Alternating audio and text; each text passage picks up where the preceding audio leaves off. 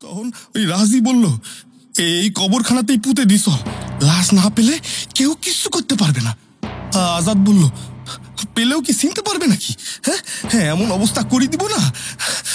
কাছাই একটা ভারী সিমেন্টের টুকরো পড়েছিল, সেটা নিয়ে এসে গোপালের মুখের উপরে আছড়ে ফেললাম। পুঁতলি কিভাবে বডিটা? প্রদীপের গল্প স্বল্প, শুধুমাত্র ফানটানে। এখানে থাকছে কিছু রহস্য, কিছু ভয়, কিছু হাসি, কিছু প্রেম আর অনেক কাহিনী। Any digital copy of this content leading to piracy is a crime. এই গল্পের যে কোনো পাইরেসির বিরুদ্ধে আইনানুগ ব্যবস্থা নেওয়া হবে। পাইরেসি দণ্ডনীয় অপরাধ। দয়া করে পাইরেসি করবেন না এবং পাইরেসি সাপোর্ট করবেন না।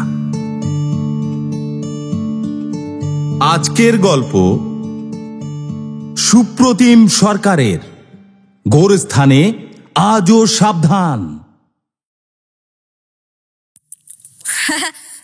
কোথায় যাবি? কোথায় যাবি তুই? এই তো কাটা পড়েছে। কাটটা খেল খতম ঘুড়িটার। ওই তো পড়ছে। খেল খতম ঘুড়িটার।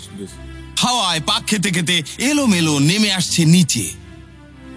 দেখেই লাটাই হাতে ছুট লাগিয়েছিল 12 বছরের অশোক। অনেকক্ষণ জ্বালিয়েছে এই পেটকাটি চাঁদিয়ালটা। এতক্ষণে জারি জুরি শেষ, কেটে গেছে।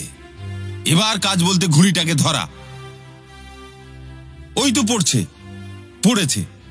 ঘুড়িটা তুলে সামনে তাকাতেই হাত পা অসাড় হয়ে গেল অশোকের। কোথায় গেল? আরে ওটা কি?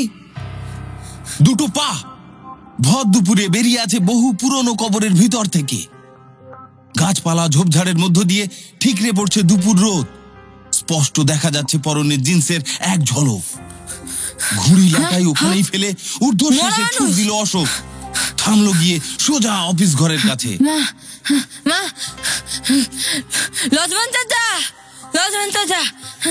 দুপুর 3টে তখন। ওই সময়টায় ঘণ্টাখানেক ভাত ঘুমের অভ্যেস আছে মধ্য 50-এর লক্ষ্মণের।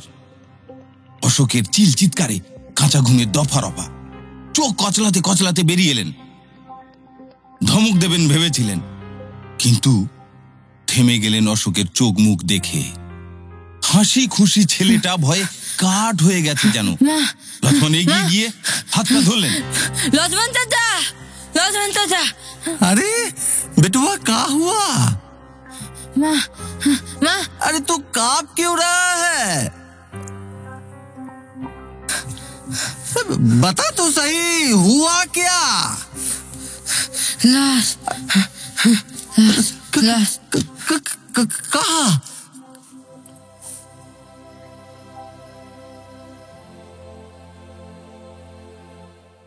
কাহিনী সিকি শতক আগের, এজিসি বোস রোডের মল্লিক বাজারের কাছে খ্রিস্টান কবরস্থানে প্রায় 100 বিঘে জমির বিস্তারে যার অবস্থান। বহু স্মৃতির ধারক ও বাহক হয়ে চারদিকে উঁচু দেওয়াল, যার কিছু অংশ ইতিউতি ভাঙা। ভিতরে বড় বড় আম, পাইন, মহুয়া, বট অসত্যের ছায়ায় শায়িত বহু কবরস্থ শরীর অনন্ত শান্তিতে। পুরনো সেই দিনের কথায় আগ্রহীরা তো বটেই, এমনিও রোজই এখানে ঘুরতে আসেন দেশি বিদেশি টুরিস্টরা।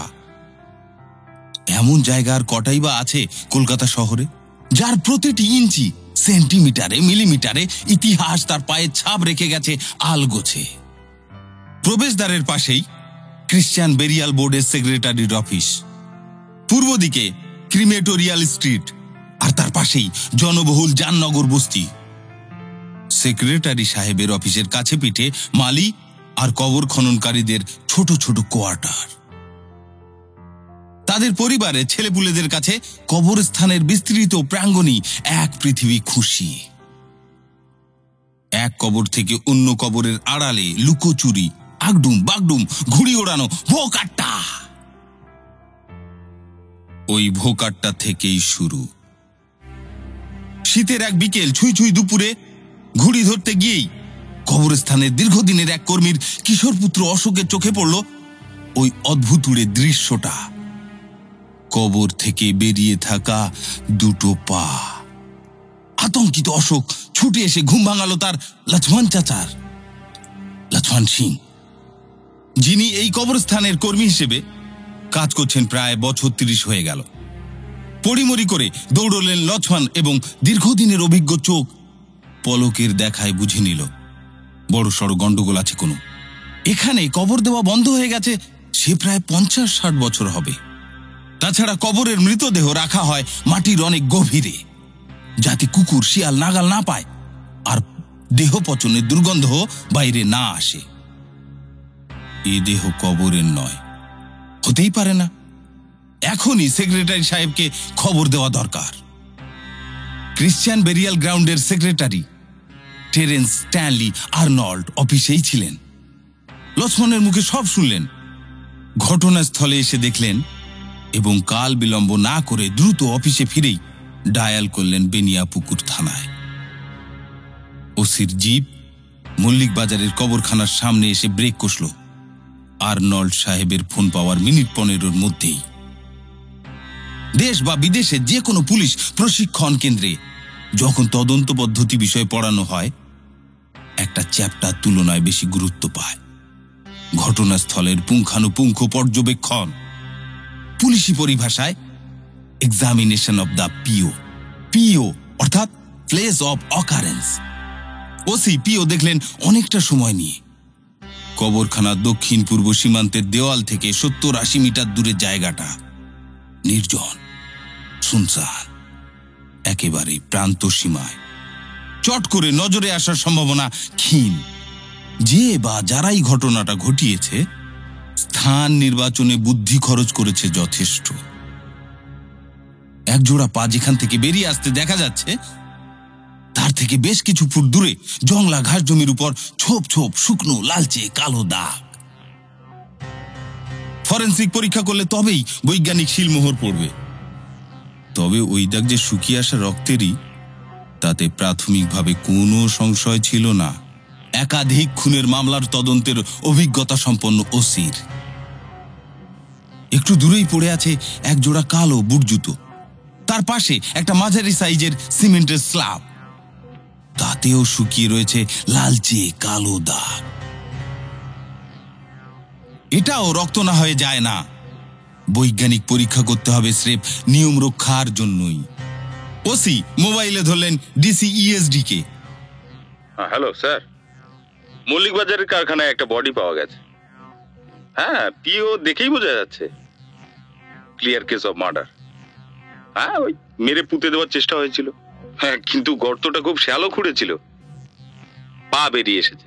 হ্যাঁ হ্যাঁ হ্যাঁ স্যার, স্যার হোমিসাইডকে এখনই খবর দেওয়া দরকার। নিজে ঘটনাস্থলে রওনা দেওয়ার আগে ডিসিডিডি কে ফোনেই ব্রিফ করলেন ডিসিইএসডি। আমি স্পটে যাচ্ছি স্যার, ওসি হোমিসাইড কি একটু বলে দিন, আর ওই ফটোগ্রাফার ফরেনসিক্স। হ্যাঁ হ্যাঁ হ্যাঁ হ্যাঁ। লালবাজার থেকে ওসি হোমিসাইড সদল বলে স্পটে চলে এলেন দ্রুতই। ফটোগ্রাফার ছবি তুললেন নানান অ্যাঙ্গেল থেকে। মাটি খুঁড়ে মৃতদেহ তোলা হলো উপরে। জল দিয়ে ভালো করে ধোয়া মোছার পর স্পষ্ট হলো দেহের অবয়ব। বছর 20-22-এর এক যুবক, গলায় গভীর ক্ষতচিহ্ন, ধারালো অস্ত্রের আঘাতে যেমন হয়, হাতের তালুতেও ক্ষতচিহ্ন একাধিক। মুখের ডান দিকটা থেতলে গিয়েছে অনেকটা। ওই সিমেন্টের স্ল্যাব দিয়ে মুখে আঘাত করে চেহারাটা বিকৃত করে দিতে চেয়েছিল খুনি বা খুনিরা। পোশাক বলতে জিন্স আর ফুল হাতা সোয়েটার, তার নিচে স্যান্ডো গেঞ্জি। তৈরি হলো সিজার লিস্ট, যাতে থাকলো খোঁড়া জায়গাটার কাছেই পড়ে থাকা বুট জুতো, লাল কালো ছোপ লাগা মাটির কিছু অংশ এবং তার সংলগ্ন ছোপবিহীন মাটির নমুনা কিছু। বাজেয়াপ্ত হলো সিমেন্টের স্ল্যাবটাও। ইতিমধ্যে এসে গিয়েছেন ডিসিডিডি স্বয়ং, নিজে দাঁড়িয়ে তদারকি করেছেন পুরো প্রক্রিয়ার। সব শেষ করে যখন দেহ তোলা হচ্ছে গোয়েন্দা বিভাগের সিডি ভ্যানে, বিকেল গড়িয়ে সন্ধে নেমেছে। 6:30 বাজে প্রায়। রাতে আর ময়না তদন্ত হওয়ার সুযোগ নেই, পরের দিন দুপুর পর্যন্ত অপেক্ষা করতে হবেই। থানায় লিখিত অভিযোগ দায়ের করলেন আর্নল্ড সাহেব। তদন্তের বল গড়াতে শুরু করলো। থানার সঙ্গে যৌথভাবে কলকাতা পুলিশের গোয়েন্দা বিভাগের হোমিসাইড শাখার অফিসারদের সমন্বয়ে বেনিয়াপুকুর থানা, কেস নম্বর 32। ভারতীয় দণ্ডবিধির 302-201 ধারায় মামলা, খুন এবং প্রমাণ লোপাটের অভিযোগ। প্রথম কাজ দেহ শনাক্ত করা। শিকারের পরিচয় পেলে তবেই না শিকারীর খোঁজ। কে খুন হলেন জানা গেলে তবেই না কেন কিভাবে দিকে এগোনো। দেহ অজ্ঞাত পরিচয়ের হলে যা প্রচলিত প্রথা, শহরের সমস্ত থানায় বার্তা পাঠানো হলো রাত্রেই। কলকাতা এবং তার আশেপাশে কোনো যুবক কি নিরুদ্দেশ হয়েছেন গত কয়েকদিনের মধ্যে? মিসিং ডায়েরি হয়েছে কোনো? উত্তর নেতিবাচক। ইতিবাচক দিশা মিলল ঘটনার পরের দিন দুপুরে। পার্ক সার্কাস ময়দানে মালির কাজ করতেন এক ভদ্রলোক। তার 2 ছেলে জ্যোতি রায় এবং রাম রায় বেনিয়াপুকুর থানায় এসে জানালেন তাদের ছোট ভাই গোপাল রায় একটি কুরিয়ার সার্ভিস সংস্থায় ডেলিভারির কাজ করে। গত 6 তারিখ বেরিয়েছিল কাজে, ফেরেনি এখনো। শহরের বাইরে যেতে হয় মাঝে মধ্যে গোপালকে। 2-3 দিনের মধ্যেই ফিরে আসে সচরাচর। এবার 5 দিন হয়ে গেল, ফেরেনি। কোনো আপদ বিপদ হয়নি তো? এই আশঙ্কায় থানায় মিসিং ডায়েরি করতে আসা। ওসি শুনলেন এবং ছবি দেখালেন আগের দিন কবরখানা থেকে উদ্ধার হওয়া দেহের। যা এক ঝলক দেখেই 2 ভাইয়ের কান্না জানিয়ে দিল খুন হওয়া ব্যক্তি গোপালই। শনাক্তকরণ পর্ব সম্পন্ন। সেদিনই বিকেলে নীলরতন সরকার হাসপাতালের মর্গে ময়না তদন্ত শুরু হলো গোপালের দেহের। উপস্থিত বেনিয়াপুকুর থানার সাব ইন্সপেক্টর শাহজামল মণ্ডল।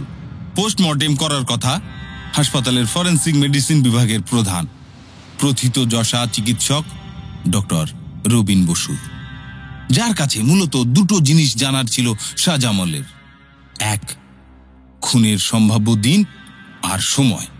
2, দেহের আঘাতের সমস্ত খুঁটিনাটি দেখে কি মনে হচ্ছে, খুনি 1 না একাধিক? একজনের পক্ষে সম্ভব বছর 25-এর শক্ত সমর্থ যুবককে মেরে মুখ থেতলে দিয়ে মাটি খুঁড়ে এভাবে পুঁতে দেওয়া? থিওরিটিক্যালি অসম্ভব নয়, কিন্তু প্র্যাকটিক্যালি?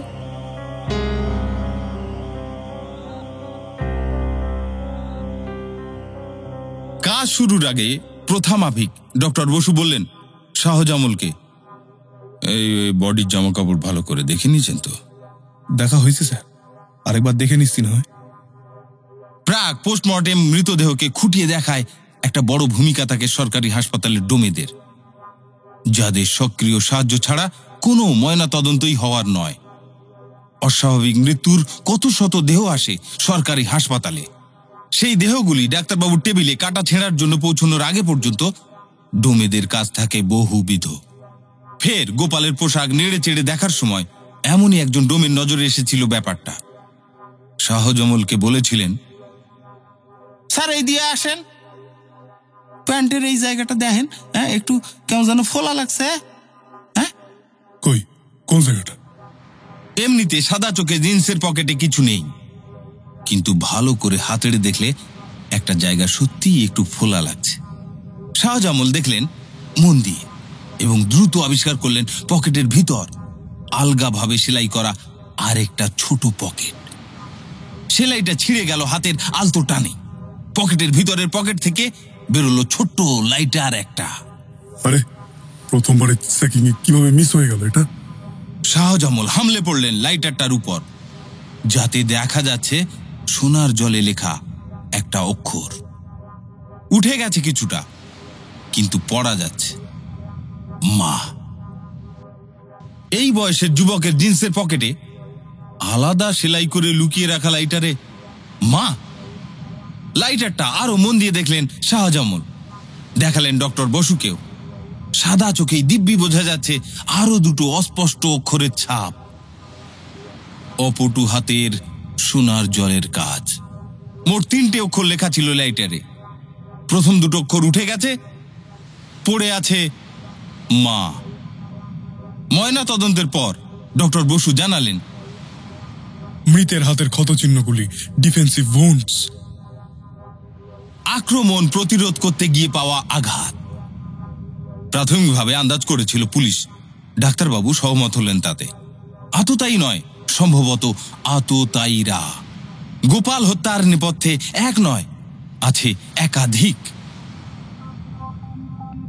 খুন হওয়ার সম্ভাব্য সময় খুব সম্ভবত দিন 4-5 আগে। ডিটেকটিভ ডিপার্টমেন্টের উপর এই মামলার তদন্তভার ন্যস্ত হওয়ারই ছিল। দেহ উদ্ধারের দিন 2 মধ্যেই ডিডিকে দায়িত্ব দিলেন নগরপাল। গোয়েন্দা বিভাগের হোমিসাইড শাখার তরুণ সাব ইন্সপেক্টর সুশান্ত ধর। কে খুন হয়েছে জানা আছে, আর আছে খুন হওয়ার ব্যক্তির পকেটে পাওয়া একটা লাইটার, যাতে 3 অক্ষরের একটা নাম লেখা ছিল সোনার জলে, শেষ অক্ষর মা।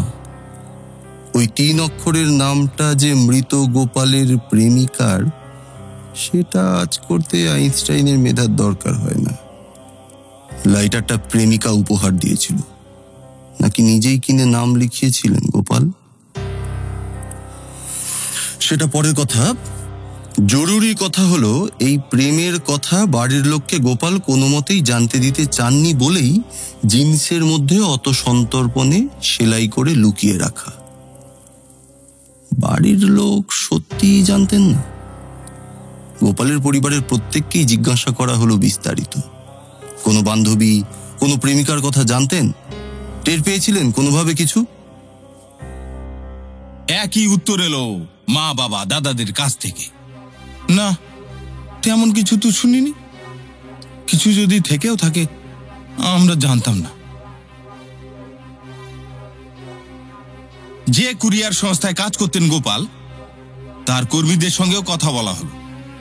পাড়ায় যে কয়েকজন বন্ধুর সঙ্গে মাঝে মাঝে সময় কাটাতেন বলে জানা গেল, তাদের সঙ্গেও কথা বললেন সুশান্ত, শাহজামাল। নিটফল শূন্য, ওরাও কিছু জানেন না। পরিবার পরিজন বা বন্ধু বান্ধব কেউ কিছু জানেন না বলে তো আর লাইটারটা মিথ্যে হয়ে যায় না। ক্লু ক্লু বলতে ওই লাইটার ছাড়া আর আছেটা কি? শেষ অক্ষর মা, এই দিয়ে 3 অক্ষরের কি কি নাম হতে পারে মেয়েদের? তনিমা, প্রতিমা, চন্দ্রিমা, অনিমা, পরমা, সরমা। ভাবতে বসলে এমন অজস্র অগুন্তি, এক প্রকার তো খড়ের গাদায় সূঁচ খোঁজাই হয় নাকি ওভাবে? টিভির সিআইডি জাতীয় জনপ্রিয় ক্রাইম সিরিজ হলে হয়তো দেখা যেত। মা দিয়ে শেষ হচ্ছে এমন 3 অক্ষরের নামের যত তরুণী আছেন শহরে, তার তালিকা ঘণ্টাখানেকের মধ্যে তৈরি করে ফেলেছেন তদন্তকারীরা, এবং তাদের জিজ্ঞাসাবাদ করে দ্রুত চিহ্নিত করে ফেলেছেন মৃতের প্রেমিকাকে। কিন্তু কল্পনা কল্পনায় থাকে, বাস্তব বাস্তবেই। ওভাবে রিল লাইফে হয়, রিয়েল লাইফে নয়। ডাক পড়ল স্থানীয় সোর্সদের। গোপালের ব্যক্তি জীবন সম্পর্কে খুঁটিনাটি খবর চাই। আর খবর, ঘটনার 48 ঘন্টা পেরিয়ে যাওয়ার পরও সোর্সরা জানাতে পারল সেইটুকুই, যেটুকু হয় জানাই ছিল বা আন্দাজ করা যাচ্ছিল। 21 বছরের গোপালের পড়াশুনো বেশি দূর হয়নি। কুরিয়ার সার্ভিসের ডেলিভারি বয়ের সামান্য চাকরি, রোজগারও সামান্যই। মধ্যবিত্ত পরিবার গোপালদের, 2 দাদা, তাদের পরিবার, আর মা বাবা। ঘরের খেয়ে বোনের মোষ তাড়ানোর সুযোগ ছিল না গোপালের। নেহাতি ছাপোষা দিন যাপন। কোনো বান্ধবীর সন্ধান জানা যাচ্ছে না এখনো। সুশান্ত একটু হতাশই হয়ে পড়েছিলেন। ডিডি বিল্ডিং এ ঢোকার মুখেই দেখা ওসি ওয়াচের সঙ্গে, গোয়েন্দা বিভাগের অভিজ্ঞ অফিসার। দারুণ চালান ওয়াচ সেকশনটা, যার কাজ মূলত শহরের পকেটমারদের উপর নজরদারি এবং গ্রেফতার। সুশান্তকে খুবই পছন্দ করেন ভদ্রলোক। চোখাচোখি হতেই পিঠে হাত রাখলেন। কিরে, কি খবর? চলছে স্যার। হ্যাঁ চলছে মানে? তোর বয়সে তো দৌড়ানোর কথা। হ্যাঁ? ওই কবরখানার কেসটা নিয়ে চাপে আছিস বুঝি? কিছু হলো ওটার? চলছে স্যার। আরে হবে হবে, অত তাড়াতাড়ি ধৈর্য হারালে চলে? এই দেখ না, একটা পিক পকেট গ্যাং মাথা খারাপ করে দিয়েছিল গত 1.5 মাস ধরে। রোজ ঝাড় খাচ্ছিলাম ডিসির কাছে, অপারেট করছিল শিয়ালদা স্টেশন চত্বরে। প্রতি সপ্তাহে অ্যাটলিস্ট 2টো করে পিক পকেটের কেস। নতুন গ্যাং, হদিশই পাচ্ছিলাম না। গতকাল বিকেলে ফাইনালি ধরা পড়েছে। দারুণ খবর স্যার, নতুন গ্যাং? আর বলিস না, নতুন গ্যাংই, 2টো মেয়ে। মহিলাদের চট করে কেউ পকেট মার বলে সন্দেহ করে না, সেটার অ্যাডভান্টেজ নিচ্ছিল।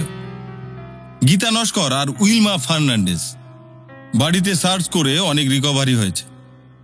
পিক আওয়ার্সে শিয়ালদা স্টেশন থেকে বেরোনোর ভিড়ের মধ্যে মিশে গিয়ে কাজ সারত। Congratulation sir. ওসি ওয়াচ ঢুকে পড়েন নিজের ঘরে, আর সুশান্ত হাঁটা দেন নিজের অফিসের দিকে। একটু পরেই ডাক পড়বে ওসি হোমিসাইডের ঘরে। জানতে চাওয়া হবে মামলার অগ্রগতি। কি বলবেন? এই তো শুনলেন, একটা পকেট মার গ্যাং ডিটেক্ট করতেই 1.5 মাস লেগে গেল ওয়াচ সেকশনের। আর খুনটা তো হয়েছে এই সেদিন। সময় লাগবে না একটু? আত্মপক্ষ সমর্থনে সাজানো যুক্তিগুলো সুশান্তের নিজেরই নড়বড়ে লাগছিল। অপরাধের গুরুত্ব বিচারে পকেটমারির সঙ্গে এই ধরনের সাড়া ফেলে দেওয়া খুনের কোনো তুলনা হয়? পিক পকেটের তুলনায় খুন নিয়ে কর্তারা বেশি মাথা ঘামাবেন, স্বাভাবিক। চাপ তো আসবেই দ্রুত সমাধানে। হইচই তো কম হচ্ছে না। 7 মাস ভাবতে ভাবতেই হঠাৎ নড়ে চড়ে বসলেন সুশান্ত। নাম দুটো কি যেন বললেন ওসি ওয়াচ? গীতা আর উইলমা। নামটা 4 অক্ষরের অবশ্য, কিন্তু মা দিয়ে শেষ। খ্রিস্টান নাম। লাইটার উদ্ধারের পর প্রতিমা, সুরমা, তনিমা ইত্যাদি মাথায় এসেছিল, কিন্তু এমন তো হতেই পারে গোপালের সঙ্গে ভিন্ন ধর্মের কোনো তরুণীর সম্পর্ক তৈরি হয়েছিল। বেনিয়াপুকুর তপসিয়া এলাকায় মুসলিম সম্প্রদায়ের মানুষেরই তো সংখ্যাধিক্য। এই অ্যাঙ্গেলে ফের একবার খোঁজ খবর করলে হয় না? আলোর রেখা যখন দূরবীন দিয়েও দেখা যাচ্ছে না, অন্ধকারে ঢিল ছুটতে ক্ষতি কি আর? দেখা যেতেই পারে খোঁজ নিয়ে। তবে একটা কথা বলি, তুমি আগে থেকেই ধরে নিচ্ছ গোপালের বান্ধবী ওর থেকে ছোট হবে বয়সে বা সমবয়সী, বা 2-1 বছর বড়। এমনও তো হতে পারে উনি গোপালের থেকে 10-12 বছরের বড়। হ্যাঁ, এবং কে বলতে পারে, হয়তো বিবাহিতাও, হয়তো স্থানীয় নন, হয়তো থাকেন গোপালের বাড়ি থেকে বহু দূরে, হয়তো কলকাতার বাইরে। অসম্ভব বা খুব অস্বাভাবিক কিছু কি? ওভাবে ভাবলে তো খোঁজার কোনো শেষই নেই স্যার। সেই খড়ের গাদায় সূঁচ খোঁজাই তো হলো। আরে আমি একবারও বলছি না তোমার আইডিয়াটা খারাপ। আমি শুধু পসিবিলিটিস গুলোর কথা বলছি, আগে থেকে কিছু প্রিজিউম না করতে বলছি। তবে I agree with you, definite lead যখন পাওয়া যাচ্ছে না, ট্রায়াল অ্যান্ড এরার মেথডে যাওয়া যেতেই পারে। লাগলো তো লাগলো, না লাগলো তো না লাগলো। ফোকাসটা ন্যারো করে এনেই চেষ্টা করো। স্থানীয় তরুণী এবং আনম্যারিড, টার্গেট বেজ এটাই রাখো আপাতত। সার্কেলটা এর থেকে বড় করা মানে ওই যেমন বললে খড়ের গাদায় সূচ, লাভ নেই। স্থানীয় সোর্স যারা আছে তাদের দিয়ে এখনো পর্যন্ত কাজের কাজ কিছুই হয়নি। অশ্বডিম্বই প্রসব করেছে। এমন একজনের সঙ্গে যোগাযোগ করা হলো যে একসময় পুলিশের সবচেয়ে দাপুটে সোর্স ছিল মধ্য এবং পূর্ব কলকাতায়। বহু মামলার সমাধানে উল্লেখযোগ্য অবদান ছিল যার। এই প্রাক্তন সোর্স বেশি কয়েক বছর হলো নিজের ছোটখাটো স্টেশনারি ব্যবসা শুরু করেছে ট্যাংরায়। পুলিশের সঙ্গে খবর আদান প্রদানে নিষ্ক্রিয় অনেক দিন হলো, কিন্তু লালবাজারের অনুরোধ বলে কথা, সক্রিয় হলো আরেকবার আমজাদ। কাজ বুঝিয়ে দেওয়া হলো আমজাদকে। এই খবর চাই। মা দিয়ে শেষ হচ্ছে 3 অক্ষরের নাম। এমন অবিবাহিতা তরুণী কে কে আছেন গোপালের বাড়ির কাছাকাছি, তপসিয়া বেনিয়াপুকুর এলাকায়? সে যে ধর্মেরই হোক না কেন, যে সম্প্রদায়েরই হোক না কেন। ইংরেজিতে একটা কথা আছে না, form is temporary, class is permanent. সব পেশার ক্ষেত্রেই সার সত্যি এটা। অন্য সোর্সটা খাবি খাচ্ছিল, কিন্তু আমজাদ খবর আলো 24 ঘন্টার মধ্যেই। কি খবর? হ্যাঁ, নাম অনেকেই আছে, অসংখ্য, সেলিমা, আসমা, আলিমা, রহিমা, কিন্তু বয়সের হিসেব মিলছে শুধু 3 জনের সঙ্গে। 20-21 অবিবাহিতা তরুণী বলতে পাওয়া যাচ্ছে 3টে নাম। হ্যাঁ স্যার, সালমা হায়দার, ফতিমা জাভেদ আর রেশমা আলী। সে না হয় হলো, কিন্তু স্রেফ একটা আন্দাজের উপর কি আর ওভাবে দুম করে বাড়ি চলে গিয়ে জিজ্ঞাসাবাদ করা যায় কোনো তরুণীকে? আরো খবর চাই ওদের ব্যাপারে। বাড়িতে কে কে আছে? হ্যাঁ, কে কি করেন? পাড়ায় কার কি কোনো ধারণা ওদের ব্যাপারে আছে? কারো বিষয়ে প্রেম ঘটিত কিছু জানা যাচ্ছে কিনা এইসব? হ্যাঁ হ্যাঁ স্যার, সালমার বিয়ে আগামী এপ্রিলে।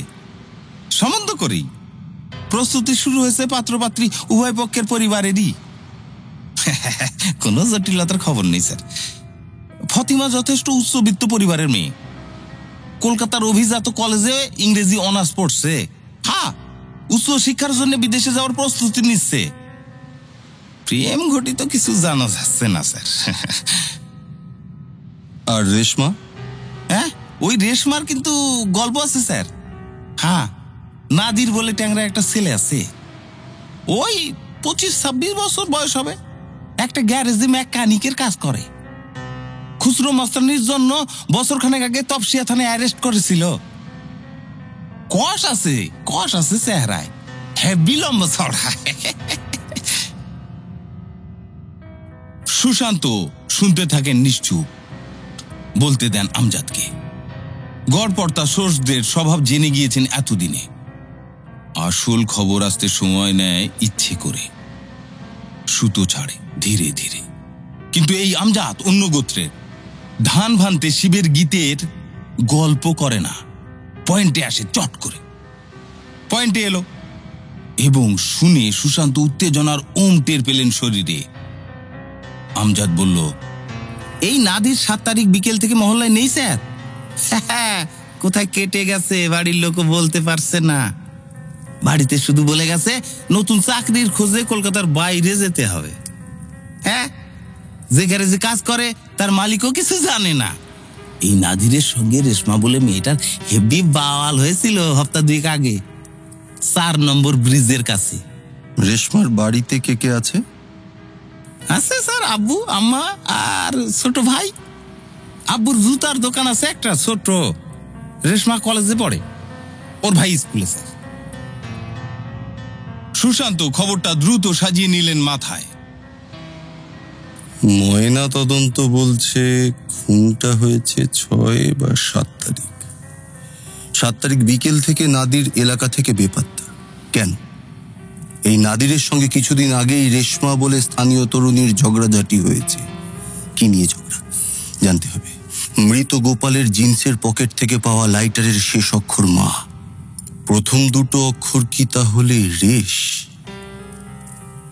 পুরো কথাটা রেশমা। গোপালের সঙ্গে সম্পর্ক ছিল এই রেশমার, সেটা নিয়েই ঝগড়া নাদির রেশমার। প্রণয় ঘটিত ঈর্ষার চেনা বাস, চেনা রুট। এই এই নাদিরের খোঁজ লাগা, কোথায় যেতে পারে মনে হয়? লোকাল শেয়ানা স্যার, লোকালিটি থেকে পালিয়ে যাবে কোথায়? হ্যাঁ, জাননগরে বাড়ি, পাড়ায় ফিরতেই হবে। আমি লেগে আছি স্যার, হ্যাঁ লেগে আছি, পেয়ে যাও। এই রেশমার বাড়িটা এক্স্যাক্টলি কোথায়? তপসিয়া রোড সংলগ্ন একটা গলির মুখে একতলা বাড়ি। বাইরে সাদামাটা রংচটা দেওয়ালে চোখ বুলোলেই বোঝা যায় এ বাড়ির বাসিন্দারা মধ্যবিত্ত শ্রেণীভুক্ত। সুশান্ত যখন একজন এএসআই এবং এক মহিলা কনস্টেবলকে নিয়ে সাদা পোশাকে পৌঁছলেন রেশমাদের বাড়ির সামনে, সন্ধে প্রায় 7:30। শুনছেন? আরে কেউ আছেন নাকি? শুনছেন? লালবাজার থেকে আসছি, একটু দরকার ছিল। শুনেই ঘাবড়ে গেলেন মাঝবয়সী গৃহকর্তা। চিন্তার কিছু নেই। রেশমা কি আপনার মেয়ে? হ্যাঁ হ্যাঁ হ্যাঁ, কেন? কি ব্যাপার? ব্যাপার সামান্যই। আপনার মেয়ের সঙ্গে একটু কথা বলতে চাই। রেশমা বেরিয়ে এলেন। বসার ঘরের সোফায় কুকড়ে বসলেন মা বাবার সঙ্গে, দৃশ্যটি অস্বস্তিতে। সুশান্ত কোনো রকম ভনিতা না করেই শুরু করলেন। দেখুন, একটা কথা শুরুতেই বলিনি, আপনাদের ভয়ের কোনো কারণ নেই। আমি শুধু কয়েকটা জিনিস জানতে এসেছি। রেশমা যতটুকু জানেন বললে আমাদের সুবিধে হয় একটা কেসের ব্যাপারে। রেশমা মুখ তুলছেন না। কিছুক্ষণ চুপ থেকে মেয়ের হয়ে বাবাই উত্তর দিলেন। হ্যাঁ হ্যাঁ হ্যাঁ, আপনি বলুন না। আপনি গোপাল রায় বলে কাউকে চেনেন? নামটা উচ্চারণ করা মাত্র শরীরী ভাষা বদলে যায় বছর 20 রেশমার। ফোপাতে শুরু করেন। তরুণীর মা বাবা ততক্ষণে ঘাবড়ে গেছেন মেয়ের রকম সকম দেখে। কিংকর্তব্য বিমূঢ় দেখাচ্ছে ওদের। সুশান্ত একটা চাপা শ্বাস পেলেন স্বস্তির। ঠিক জায়গাতেই এসেছেন নিশ্চিত। কান্নার বেগ ক্রমে বেড়ে চলেছে রেশমার। সুশান্ত বোঝেন মেয়েটিকে শান্ত করা প্রয়োজন সবার আগে। তাকান সঙ্গে আসা মহিলা কনস্টেবলের দিকে, যিনি সঙ্গে সঙ্গে বুঝে যান কি করণীয় এখন। এগিয়ে গিয়ে পিঠে হাত রাখেন রেশমার। সুশান্ত মুখ খুলেন ফের। রেশমা, আপনি প্লিজ শুনুন একটু মন দিয়ে। আমরা শুধু জানতে চাইছি আপনি গোপাল রায় নামে কাউকে চেনেন কিনা। শুধু হ্যাঁ বা না বললেই হবে। আমরা কথা দিচ্ছি, এই মামলায় কোনোভাবে আপনার নাম জড়াবে না। কোর্ট কাছারির কোনো ঝামেলা থাকবে না। শুধু সত্যিটা বলুন। রেশমা নিরুত্তর। মা বাবা স্তব্ধ হয়ে চেয়ে আছেন মেয়ের মুখের দিকে, দম বন্ধ অবস্থা করে। সুশান্তই ফের কথা শুরু করেন। গোপাল যে খুন হয়েছে, বডি পাওয়া গেছে কবরখানা থেকে। শুনেছেন নিশ্চয়ই? ফের কান্নার দমক। এবার আর থামানোর চেষ্টা করলেন না সুশান্ত। পকেট থেকে লাইটারটা বের করে ধরলেন রেশমার সামনে। এই লাইটারটা গোপালের পকেট থেকে পাওয়া গেছে। এর ওপর সোনার জলে একটা নাম। কথা শেষ করতে পারেন না সুশান্ত। লাইটারটা দেখেই মুখ ঢেকে হাউ হাউ করে কেঁদে ফেলেন রেশমা। আপনারা মেয়েকে একটু ভেতরে নিয়ে যান, একটু শান্ত করুন, তারপর ওর সঙ্গে কথা বলবো। আমরা অপেক্ষা করছি। একটা কথা প্লিজ মনে রাখুন, আমার প্রশ্নগুলোর জবাব দিলেই হবে। আবারও বলছি, সরকারিভাবে কোনো ঝামেলায় জড়াতে হবে না আপনাদের মেয়েকে, আপনাদের পরিবারকে। শুধু সত্যিটা বললেই হবে। কিছুটা ধাতস্থ হয়ে রেশমা ফের সুশান্তের মুখোমুখি হলেন প্রায় 40 মিনিট পরে। রেশমার চোখ মুখ ফুলে গেছে। এরই মধ্যে বোঝা যাচ্ছে গত আধ ঘন্টা অঝরে কেঁদেছেন। রেশমার মা বাবার অবস্থা দেখেও খারাপ লাগে সুশান্তর। দুজনকেই বিধ্বস্ত দেখাচ্ছে। দেখানোরই কথা। কারো সাথে পাচে না থাকা ছাপোষা পরিবারেদের। সেখানে বলা নেই কওয়া নেই, হঠাৎই এক সন্ধে বাড়িতে পুলিশ আসছে। মা বাবা আবিষ্কার করছেন তরুণী মেয়ের সঙ্গে গোপন প্রেম ছিল এক স্থানীয় যুবকের, যে কিনা খুন হয়ে গেছে কয়েকদিন আগে। রেশমার বাবা কোনো মতে আমতা আমতা করে বললেন, আপনার যা জিজ্ঞেস করার কাছে করুন, যা জানে বলবেও। আমরা জানতাম না এই গোপাল বলে ছেলেটির কথা, এখন জিজ্ঞেস করে মালুম হলো। রেশমা ফুপিয়ে ফুপিয়েই বললেন যতটুকু জানতেন। সুশান্ত যেমনটা আন্দাজ করেছিলেন, আমজাদের থেকে খবর পাওয়ার পর ঘটনাক্রম মোটামুটি তেমনই। রেশমা এবং গোপাল প্রেমে পড়েছিলেন পরস্পরের। প্রেম পর্বের দেখা সাক্ষাৎ হতো অত্যন্ত গোপনে এবং কদাচিৎ। দুই পরিবারের কেউই জানতে পারেননি, পাড়া প্রতিবেশীরাও নয়। রেশমার প্রবল প্রণয় প্রার্থী ছিল নাদিরও। নাদির রেশমাকে প্রেম প্রস্তাব দেওয়ার চেষ্টা করেছিল একাধিকবার। রেশমা সাড়া দেননি। নাদির অবশ্য হাল ছাড়েনি। নানান ছুতো নাতায় মরিয়া চেষ্টা করে যেত রেশমার মনোযোগ পাওয়ার। এই নাদির কিছুদিন আগে সন্ধ্যের দিকে এন্টালির জেম সিনেমার কাছে একসঙ্গে দেখে ফেলে রেশমা গোপালকে। পরের সন্ধ্যেতেই টিউশন থেকে ফেরার পথে রেশমার পথ আটকায় নাদির। গোপালের সাথে কিসের এত ভাবরে তোর? সরাসরি জবাবদিহি দাবি করে রেশমার কাছে। উত্তেজিত বাক্য বিনিময় হয়। লাইটারটা গোপালকে উপহার দিয়েছিলেন রেশমাই, তবে তার উপর সোনার জলে রেশমা লেখার ব্যাপারটা জানতেন না। মানে নামটা গোপালই লিখিয়েছিলেন এবং সযত্নে রেখে দিয়েছিলেন প্রেমের স্মারক হিসেবে। রেশমাদের বাড়ি থেকে বেরিয়ে গাড়িতে ওঠার সময় মেজাজটা ফুরফুরে লাগে সুশান্তর। সুশান্ত ভাবতে থাকে, যাক এখন ডিটেকশনের দোরগোড়ায়। কেসটা খুনের সম্ভাব্য মোটিভ পাওয়া গেছে। নাদিরকে ধরতে পারলে 2-2 4 হওয়া এখন শুধু সময়ের অপেক্ষা। অপেক্ষা স্বল্পস্থায়ী হলো। আমজাদ ঠিকই বলেছিল, লোকাল শিয়ানা স্যার। লোকালিটি ছেড়ে পালিয়ে আর কতদিন? দেহ উদ্ধার হওয়ার ঠিক 1 সপ্তাহের মাথায় ধরা পড়ল নাদির। আমজাদ পাকা খবর দিয়েছিল। সন্ধেবেলায় পার্ক সার্কাস স্টেশনে লোক রাখতে বলেছিল সুশান্তকে। ট্রেন থেকে নামতেই ছিনিয়ে নিয়েছিল বছর 25-এর নাদিরকে। স্টেশন থেকে সোজা লালবাজারে। সেখানে শুরু হয়েছিল জেরা নাদিরের, যার বাঁ হাতের তর্জনীতে স্পষ্ট ক্ষতচিহ্ন দেখা যাচ্ছিল। এই বল, এটা কি করে হল? বল। ইন্টেলিতে গাড়ি সারাইয়ের যে গ্যারেজে কাজ করি, সেখানে কিছুদিন আগে ট্রেনের পাতে লেগে কেটে গিয়েছিল স্যার। মিথ্যে কথা। হ্যাঁ, চল চল গ্যারেজে চল। চল চল চল। মিথ্যে ধরা পড়ল। এরপর গুছিয়ে একটা থাপ্পড় এবং যাবতীয় প্রতিরোধ শেষ। এই খুনটা কিভাবে করেছিলি? হ্যাঁ বল। স্যার, আমি রেশমারে পাগলের মতো ভালোবাসতাম স্যার। মনে হতো ও চাইলে না জানও দিয়ে দিতে পারি, কিন্তু ও আমাকে পাত্তাই দিত না। যেদিন সন্ধ্যার দিকে এন্টালিতে ওই দুজনকে একসাথে হাত ধরাধরি করে দেখলাম না স্যার, দিমাগ খারাপ হয়ে গেল আমার। গোপালকে চিনি আমি, এলাকারই ছেলে, মুখও চেনা, তবে আলাপ ছিল না তেমন। রেশমার সঙ্গে গোপালকে দেখে রাগে অন্ধ হয়ে গেলাম জানেন।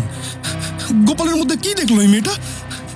রেশমাকে ধরলাম পরের দিন সন্ধ্যাবেলা ওই পার্ক সার্কাসে 4 নম্বর ব্রিজের কাছে। জানতাম ওই সময় কোচিং থেকে না বাড়ি ফেরে। আমি স্ট্রেট বললাম, তোমাকে গোপালের সঙ্গে দেখলাম কাল বিকেলে, ওর সঙ্গে মিশছো কেন তুমি? রেশমা ভীষণ রেগে গেল স্যার, বলল তাতে তোমার কি? ওকে আমার ভালো লাগে তাই মিশছি, বেশ করছি।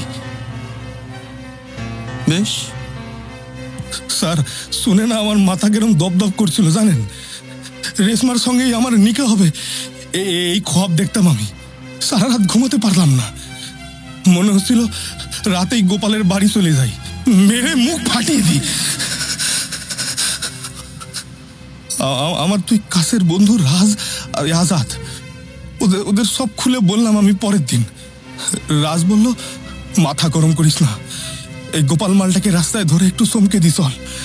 আজাদ সাই দিল, বলল দরকার হলে একটু সলিড কয়েক ঘা দিয়ে দিই, রেশমার দিকে আর সালা চোখ তুলে তাকাবি না।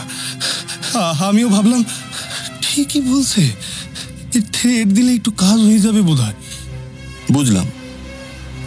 রাজ বুদ্ধি দিল, পাড়াতে এসব করতে গেলে হল্লা হয়ে যাবে, নির্জন কোনো জায়গায় গোপালকে নিয়ে যেতে হবে। আজাদও বলল, হ্যাঁ এমন কোথাও যেখানে কেউ আশেপাশে থাকবে না। আমি বললাম, কিন্তু গোপাল আমাদের সঙ্গে যেতে রাজি হবে কেন? রাজ হাসলো, আরে ওটা কোনো প্রবলেমই না, আমার সঙ্গে ওর মুখ চেনা আছে, আমি কায়দা করে নিয়ে আসবো, আগে জায়গাটা ঠিক কর তোরা। আজাদ বলল, জান্নাঘরের কবরখানায় নিয়ে গেলে কেমন হয়? আজাদের কথাটা মনে ধরলো স্যার, হ্যাঁ মনে ধরলো আমার। ফাঁকা জায়গা, সন্ধ্যার পর একটা লোকও থাকে না, অফিস ঘরটার কাছে ওই ওই ওই জায়গাটা ছাড়া না ভিতরে কোনো জোরালো লাইটও নাই, পাঁচিলটাও ভাঙা, অনেক জায়গায় ঢুকতে অসুবিধা হবে না স্যার। বাকিটা বল। আমরা প্ল্যান বানালাম, ঠিক হলো আমি একটা খুর জোগাড় করে আনবো ওই ভয় দেখানোর জন্য। মারার কোনো প্ল্যান ছিল না স্যার, বিশ্বাস করুন। গোপাল রাত করে বাড়ি ফেরে মল্লিক বাজার দিয়ে। রাজ ওকে রাস্তায় ধরে বলবে ওর কোনো আত্মীয়ের অসুখ, হাসপাতালে নিয়ে যেতে হবে, সাহায্য লাগবে। ওই বলে ওই কবরখানার পিছনের রাস্তায় নিয়ে আসবে। আমরা ওখানেই অপেক্ষা করে থাকবো। বেশ, প্ল্যান মাফিকই হলো সব। রাজ কারখানার পিছনের রাস্তায় নিয়ে এলো গোপালকে। আমাকে আর আজাদকে দেখে না চমকে গেল গোপাল। রাজ ওকে বলল, এই এই রেশমার সাথে তোর কিসের সম্পর্ক রে? তোর নাকি ইস্ক চলছে শুনলাম। গোপাল রেগে গেল। তাতে তোর কি? গোপাল বলল, তুই আমাকে মিথ্যে বলে এখানে আনলি কেন? হ্যাঁ, আমি পকেট থেকে না ওই খুঁটটা বার করে সোজা গলায় ঠেকিয়ে দিলাম। এই গোপাল, ভিতরে চল বলছি, না হলে না স্ট্রেট চালিয়ে দিব, মা কসম। গোপাল হকচকিয়ে গেল স্যার। পাঁচিলের ভাঙা জায়গায় কোনখান দিয়ে ঢুকবো, কোনখানে বসবো আগে থেকে ঠিক করা ছিল আমাদের।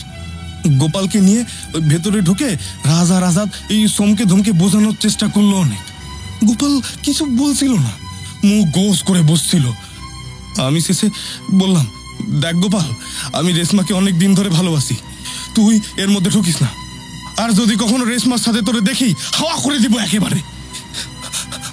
আমি এটা বলা মাত্রই ক্ষেপে গেল গোপাল, চিৎকার করতে শুরু করলো, কি ভেবেছিস তোরা? হ্যাঁ, কি ভেবেছিস? মিথ্যে বলে ডেকে আনবি, ভয় দেখাবি, আর আমি রেশমাকে ভুলে যাব? তোকে রেশমা কেন পছন্দ করে না জানিস? তোর এই মাস্তানি স্বভাবের জন্য। রেশমা কার সাথে মিশবে, কার সাথে মিশবে না, আমি কার সাথে মিশবো, তুই ঠিক করে দেওয়ার কে রে? হ্যাঁ, তুই ঠিক করে দেওয়ার কে? হাওয়া করে দিবি মানে?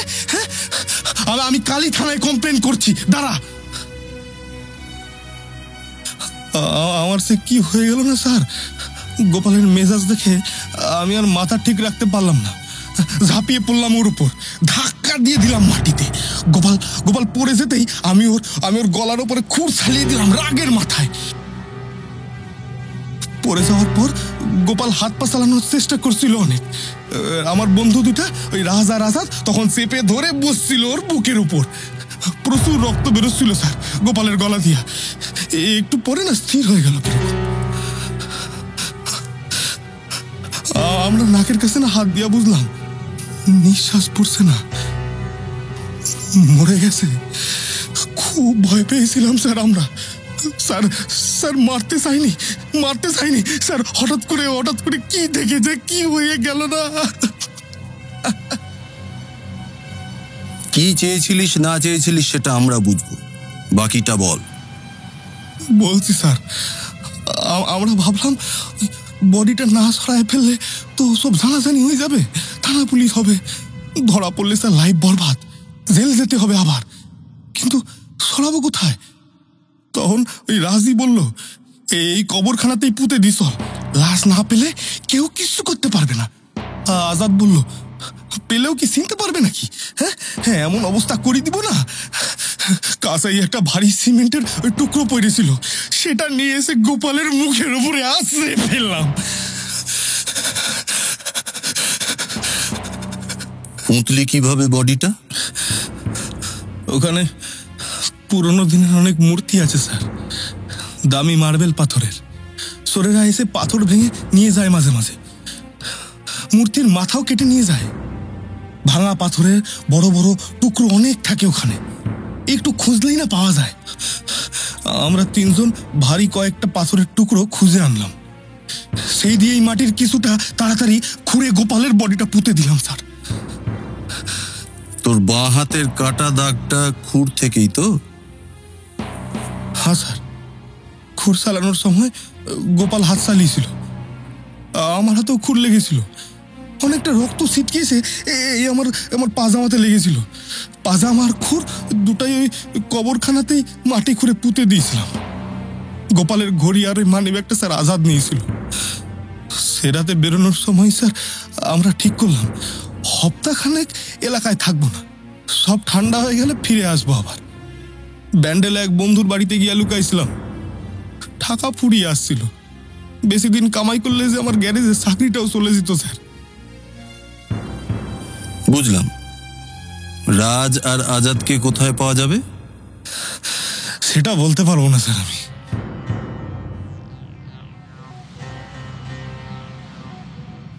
আজাদকে ধরতে বেগ পেতে হলো না বিশেষ। সোর্স মারফত খবর এলো দিন 15 মধ্যেই। এদিক ওদিক পালিয়ে বেড়াচ্ছিল। নাদিরের মতো আজাদকেও ফিরতে হতোই জাহাননগরের বাড়িতে। চালু ছিল নিশ্ছিদ্র নজরদারি। এলাকায় পা রাখার ঘন্টা 2 মধ্যেই ধরা পড়ল জালে। বেনিয়াপুকুরের বাসিন্দা রাজ বরং বিস্তর ভোগালো পুলিশকে। ধরা পড়ল প্রায় 1 বছর পরে।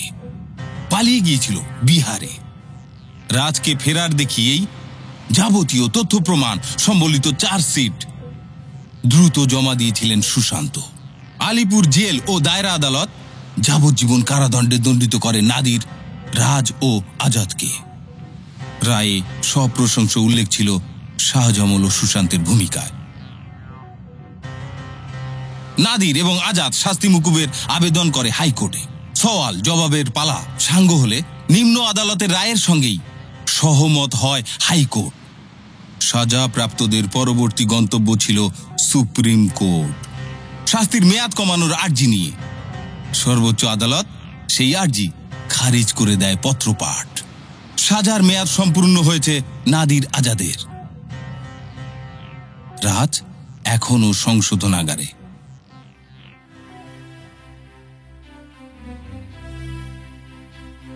তাহলে কি বুঝলেন? ফেলুদার গল্পেই হোক বা বাস্তবে, ঘোর স্থানে সাবধান।